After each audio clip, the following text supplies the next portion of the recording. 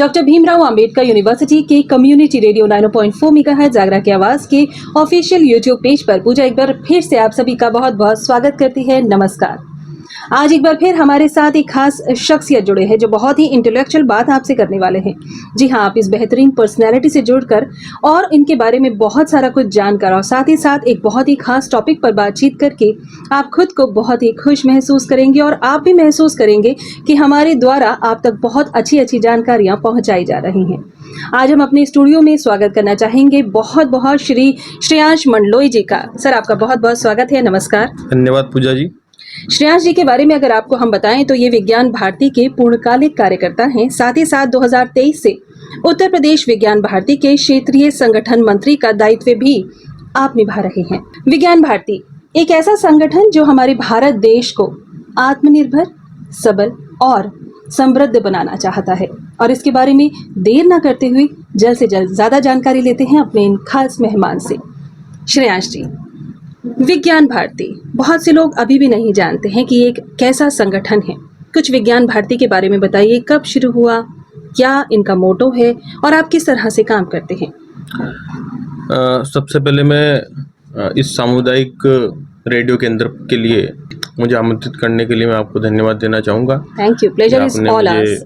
आमंत्रित किया और ये मेरा सौभाग्य है कि मैं आपको विज्ञान भारती के बारे में कुछ संक्षिप्त में बताऊं। तो विज्ञान भारती एक स्वदेशी विज्ञान आंदोलन है जी, जिसकी स्थापना 1991 में भारत के एक बहुत ही प्रतिष्ठित संस्थान IISc बेंगलोर में हुई। विज्ञान भारती का उद्देश्य भारतीय विज्ञान को समाज के बीच में ले जाने का प्रयास है और विभिन्न स्तरों पर भारतीय दृष्टि समाज के बीच में और वैज्ञानिक समाज के बीच में रखने का प्रयास विज्ञान भारती करती है और विभिन्न विज्ञान भारती के ऐसे आयाम हैं जो समाज के बीच में सक्रिय रूप से कार्य कर रहे हैं। जी, तो युवाओं का इसमें क्या योगदान रहता है?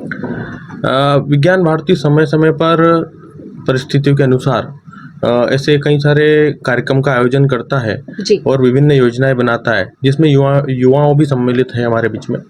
और विज्ञान भारती में आप देखेंगे कि ज़्यादातर जो हमारा नाम से स्पष्ट है कि विज्ञान, तो विज्ञान के क्षेत्र में हम लोग युवाओं को आगे बढ़ने के लिए, रुचि उनको पैदा करने के लिए हम लोग उनको प्रेरित करते हैं। साइंस के क्षेत्र में, इनोवेशन के क्षेत्र में विभिन्न प्रतियोगिताओं के माध्यम से, विभिन्न टैलेंट सर्च एग्जामिनेशन के माध्यम से, ऐसे कार्यक्रमों के माध्यम से उनको हम लोग विज्ञान भारती से जोड़ते हैं और तथा उनको समाज के बीच में एक बेहतरीन अवसर प्रदान करने का प्रयास भी हम विज्ञान भारती के माध्यम से हम लोग करते हैं। बहुत अच्छा, ये मैंने इसीलिए पूछा क्योंकि जहाँ तक मेरी आपके बारे में जानकारी है, आप इंजीनियरिंग के स्टूडेंट रहे हैं, बहुत अच्छी जॉब प्रोफाइल आपके पास रही, सब कुछ रहा और आप तब सब कुछ छोड़ के आप विज्ञान भारती के साथ जुड़े समाज सेवा के लिए। तो कुछ हम जानना चाहेंगे आपके बारे में। मैं पूजा जी मूलतः मध्य प्रदेश का निवासी हूँ और मैंने बीटेक सिविल में और स्ट्रक्चर से एमटेक किया और उसके साथ साथ फिर मैं विज्ञान भारती से जुड़ा रहा। अपने कॉलेज के पढ़ाई के साथ साथ मैं विज्ञान भारती की विभिन्न गतिविधियों में सम्मिलित हुआ और उसके साथ साथ मेरा विज्ञान भारती में रुचि मेरी बढ़ती गई और जैसे जैसे मेरी रुचि बढ़ती गई मैं विज्ञान भारती में विभिन्न जिम्मेदारियों को लेते हुए साथ में और मैं कार्य करता गया। तो फिर मैंने अपनी पढ़ाई पूर्ण करने के बाद ये निर्णय किया कि मुझे कुछ समय समाज के लिए देना चाहिए और समाज के लिए मुझे कुछ कार्य करने का सोचना चाहिए। तो इसके साथ साथ विज्ञान भारती ने भी मुझे कुछ अवसर प्रदान किए और मैं तब से विज्ञान भारती से जुड़ करके आज विज्ञान भारती के कार्यकर्ता के रूप में विभिन्न देश के प्रांतों में मैंने कार्य किया और अभी मैं उत्तर प्रदेश में अभी अवध प्रांत और काशी प्रांत के बाद में मैंने अभी पूरे उत्तर प्रदेश की जिम्मेदारी मुझे मिली जी। और इसके पहले मैं दिल्ली में भी मैंने कुछ समय कार्य करने का मुझे सौभाग्य मिला।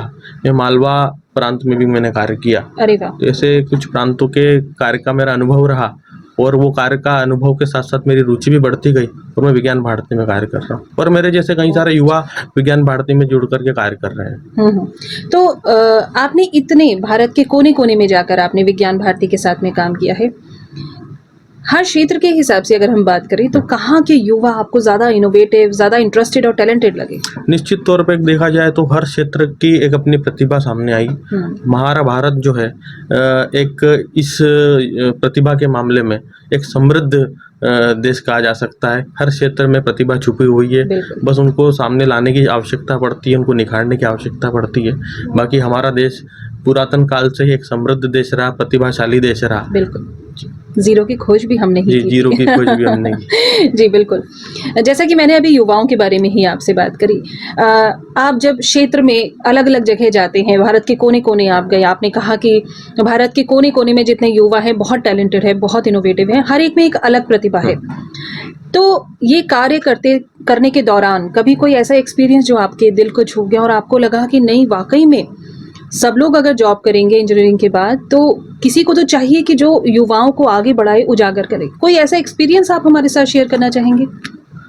ऐसे मेरे जीवन में कई सारे एक्सपीरियंसेस रहे हैं और मैं जब भी अपने देश के गाँव में जाता हूँ, तो मैं वहाँ की प्रतिभाओं को देखता हूँ, वहाँ के इनोवेशंस को देखता हूँ और वहाँ के युवाओं में आइडियाज़ देखता हूँ, कुछ करने की चाह को देखता हूँ। तो मुझे समझ में आता है कि देश में बहुत कुछ किया जा सकता है, ऐसे लोगों को आगे बढ़ाया जा सकता है।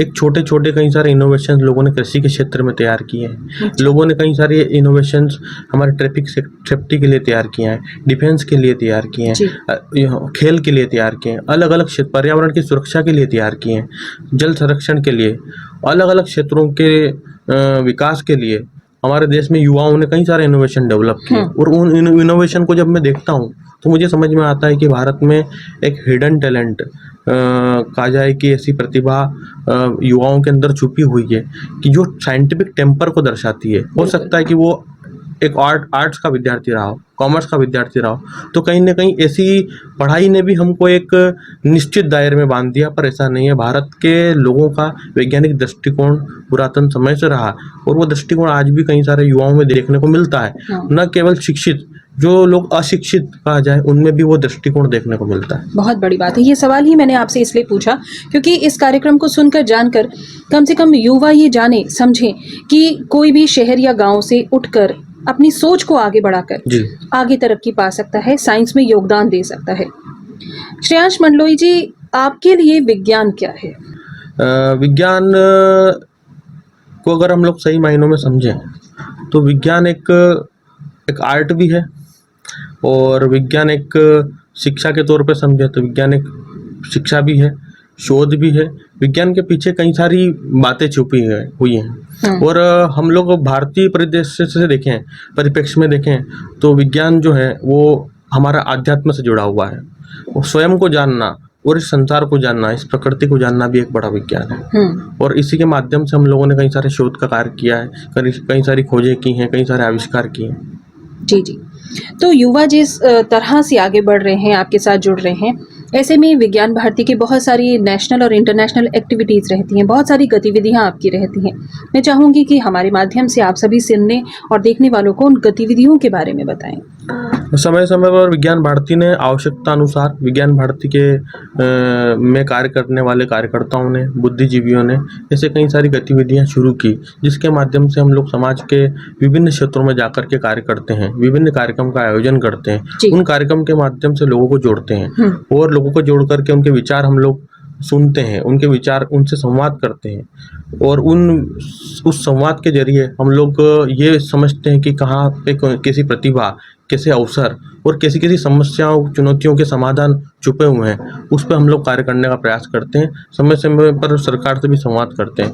तो इसी बीच में विज्ञान भारती ने ऐसे कई सारे आयाम शुरू किए।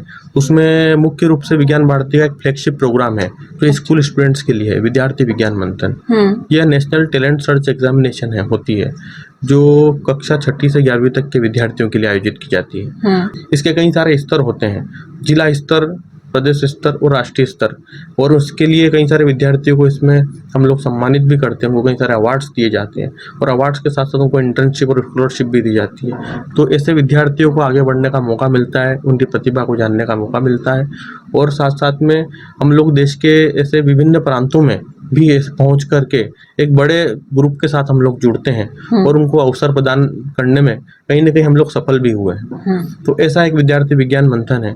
एक विज्ञान भारती का एक कार्यक्रम है वर्ल्ड आयुर्वेदा फाउंडेशन।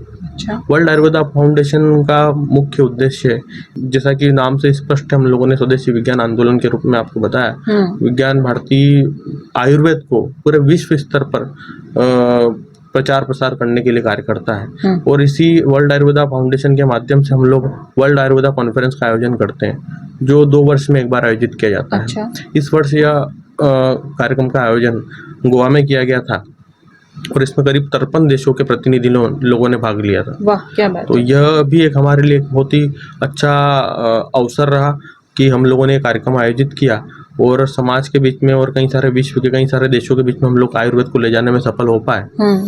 और आपने देखा होगा कि इसी कार्यक्रम के माध्यम से हम लोगों ने भारत के अंदर आयुष मंत्रालय की भी स्थापना की थी। और भारत में आयुष मंत्रालय की स्थापना का जो श्रेय है वर्ल्ड आयुर्वेदा फाउंडेशन और वैक को जाता है। अच्छा, जी। वाह, बहुत अच्छा।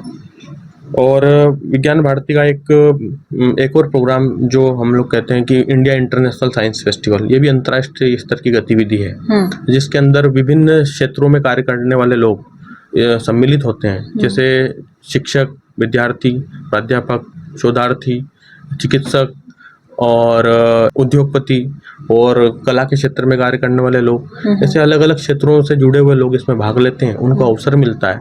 और नाम से स्पष्ट है इंडिया इंटरनेशनल साइंस फेस्टिवल, ये एक कार्यक्रम केवल कार्यक्रम और कॉन्फ्रेंस के रूप में नहीं होता है, इसको हम लोग एक त्योहार के रूप में, एक फेस्टिवल के रूप में मनाते हैं। इसलिए देश भर के विभिन्न क्षेत्रों के लोग इसमें जुड़ते हैं। कई सारे विदेशों से भी हमारे जो भारतीय मूल के वैज्ञानिक हैं वो लोग भी इसमें पार्टिसिपेट करते हैं। और विभिन्न गतिविधियां इसके अंदर होती है उनके लिए, जैसे young scientist conference, women scientist conference, science teacher congress, grass root innovator summit, student engineering model competitions और आर्ट एंड क्राफ्ट के भी इसमें कुछ प्रोग्राम्स होते हैं, कल्चरल प्रोग्राम्स होते हैं। तो ऐसे कई सारे प्रोग्राम, एक साइंस विलेज करके इसमें कार्यक्रम होता है, जो सुदूर गांव में बसे हुए ऐसे विद्यार्थी है जिनको साइंस जानने का अवसर मिलता है। तो देश के ऐसे गांवों से, हर गांव से 5 विद्यार्थी और एक शिक्षक उनके साथ में आते हैं। तो करीब 3000 के आसपास विद्यार्थी और शिक्षक इसमें भाग लेते आए हैं। बीच में कोविड के दौरान कुछ संख्या इसमें कम हुई, पर हम लोगों का एक जो लक्ष्य है कि एक बड़ी संख्या में ऐसे विद्यार्थी जिन्होंने साइंस को कभी समझा नहीं और ऐसी भारत की जो वैज्ञानिक उपलब्धि है उनको जानने का अवसर नहीं मिल पाया, वो इस कार्यक्रम के माध्यम से जानते हैं। बहुत अच्छा, बहुत अच्छी सोच और बहुत अच्छी पहल है आपकी। आयामों पर हमने बात करी, अगर हम इनकी गतिविधियों को आयाम से जोड़कर बात करें तो बहुत सारे वर्टिकल मेरे ख्याल से खुल जाते होंगे, उन वर्टिकल्स के बारे में कुछ बताइए। अभी जैसा कि मैंने आपको बताया कि समय समय पर विज्ञान भारती ने ऐसे कई सारे आयाम को शुरू किया जो समाज के बीच में स्वतंत्र रूप से कार्य करते हैं, जिसमें एक प्रमुख रूप से शक्ति है। शक्ति कैसा आयाम है जो महिला वैज्ञानिकों के बीच में, महिला समाज सेविकाओं के बीच में कार्य करता है, उनको जोड़ करके उनके एम्पावरमेंट की बात करता है। और महिलाओं से जुड़ी कई सारी समस्याएं जिनका समाधान भी महिलाएं लेकर के आती हैं।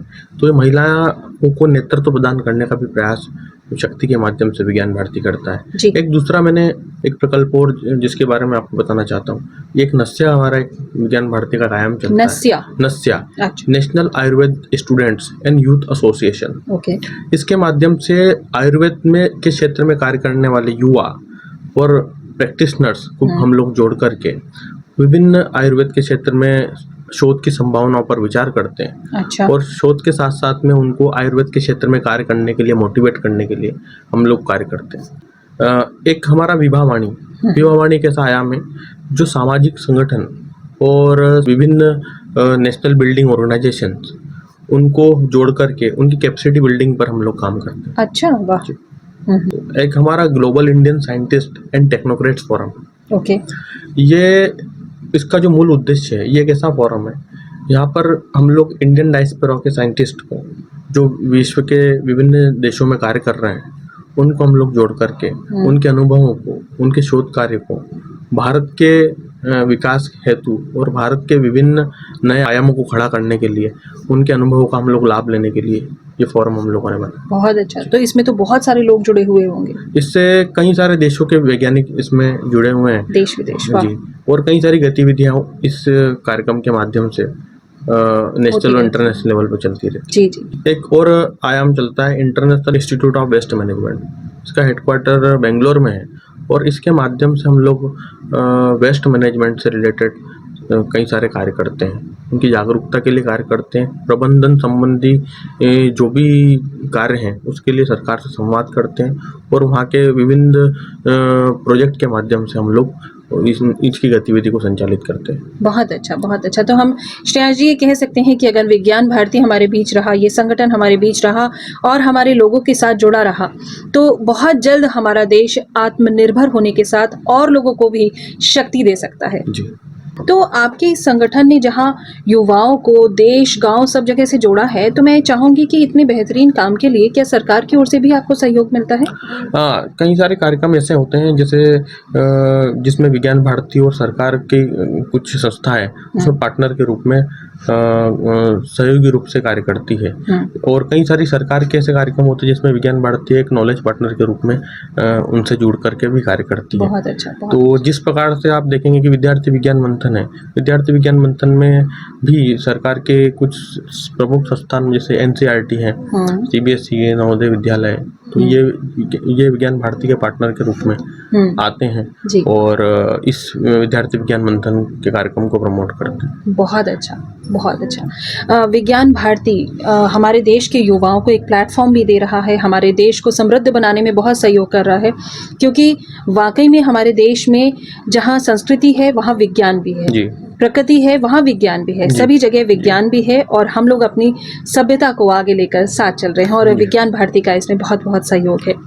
आगे चलकर अब ज़्यादा तो हम बातचीत नहीं कर पाएंगे, लेकिन मैं चाहूँगी कि आप हमारे सभी सुनने वालों को, देखने वालों को, आप विज्ञान भारती की ओर से, अपनी ओर से, खासतौर से युवाओं को कोई संदेश देना चाहते हैं जो कि विज्ञान भारती का मोटो भी हो। जी। आप देखेंगे कि अभी देश में G20 समिट हुई और भारत की प्रेसिडेंसी में ही यह सफल हुई। तो आप देखिए कि इसमें हम लोगों ने एक सोच पूरे विश्व के सामने प्रस्तुत की, वो है वसुधैव कुटुंबकम। हमने पूरे विश्व को एक फैमिली के रूप में माना। तो यह एक भारत की सोच है, यानी जीवन में जो भी कार्य पूरे प्राचीन समय से अब तक जो भी कार्य हुआ है उसके पीछे भारत ने एक सोच को प्रस्तुत किया है। भारत की एक अपनी सोच होती है। सर्वे भवन्तु सुखिनः की हम लोगों की एक हमारा एक आदर्श ध्येय वाक्य है कि सर्वे भवन्तु सुखिनः। हम लोग सभी के कल्याण की बात करते हैं, हम लोग राष्ट्र हित और विश्व के कल्याण की बात सदैव से करते आए हैं। तो आप देखिए कि मैं सभी युवाओं को यह कहना चाहूँगा कि हम सभी लोग मिलकर के विभिन्न आयामों को स्पर्श करें और विभिन्न आयामों के बारे में सोचें, नए नए विचार, नए नए इनोवेशन लेकर के आएँ। और विज्ञान भारती तथा ऐसे कई सारे हमारे संगठन हैं, उनके माध्यम से हम लोग देश को एक समृद्ध और गौरवशाली भारत को पूरे विश्व में गुरु के रूप में स्थापित करें और इसी के साथ में अपनी बात को पूर्ण करें। बहुत अच्छा। श्री श्रेयांश मंडलोई जी, आज आपका डॉक्टर भीमराव अंबेडकर विश्वविद्यालय के सामुदायिक रेडियो में आना हुआ, आपने हमारे विश्वविद्यालय का भी भ्रमण किया, कैसा लगा आपको? मुझे बहुत ही अच्छा लगा। मैं माननीय कुलपति महोदया से मिला और जब मैं उनके विचारों को सुना और उनकी सक्रियता मैंने विभिन्न क्षेत्रों में देखी, तो मुझे लगा कि ये इस विश्वविद्यालय के लिए बहुत अच्छा अवसर है और विश्वविद्यालय के विद्यार्थियों के लिए, शिक्षकों के लिए और विभिन्न क्षेत्रों में कार्य करने के लिए, विभिन्न आयाम खड़े करने के लिए एक सुनहरा अवसर है। तो मुझे लगता है कि निश्चित तौर पर ये एक अच्छा संकेत है और हम सभी लोगों को विज्ञान भारती के साथ में और आप सभी विश्वविद्यालय के परिवार के साथ में मिलकर के मुझे लगता है कि हम लोग भविष्य में ऐसे कई सारे आयोजन करेंगे जिससे हम लोग यहाँ के विद्यार्थियों से परस्पर व्यक्तिगत रूप से भी संवाद करेंगे और यहाँ के शिक्षकों से भी मिलेंगे। जी जी। ये रेडियो एक बहुत ही अच्छा इनिशिएटिव है। मुझे लगता है कि मैं अप्रत्यक्ष रूप से विश्वविद्यालय परिवार के साथ में और यहाँ के स्टूडेंट के साथ जुड़ रहा हूँ, तो ये मेरे लिए भी एक सौभाग्य का विषय है। ऐसे कई सारे लोग जो कि विश्वविद्यालय में आते हैं और उनके विचारों का सुनने का अवसर सभी विद्यार्थियों को और विश्वविद्यालय परिवार को भी मिल रहा है। तो ये रेडियो का एक बहुत ही अच्छा, और आपने जिस प्रकार से मुझे कार्यक्रम में आमंत्रित किया और मुझे विज्ञान भारती के बारे में बताने का आपने अवसर प्रदान किया, इसके लिए मैं आपका भी आभारी हूँ। बहुत बहुत धन्यवाद। और आपने अपना इतना कीमती समय हमारे साथ शेयर किया, हमारे को इतनी बेहतरीन जानकारियाँ दी, उसके लिए हम आपका तहे दिल से धन्यवाद करते हैं। नमस्कार।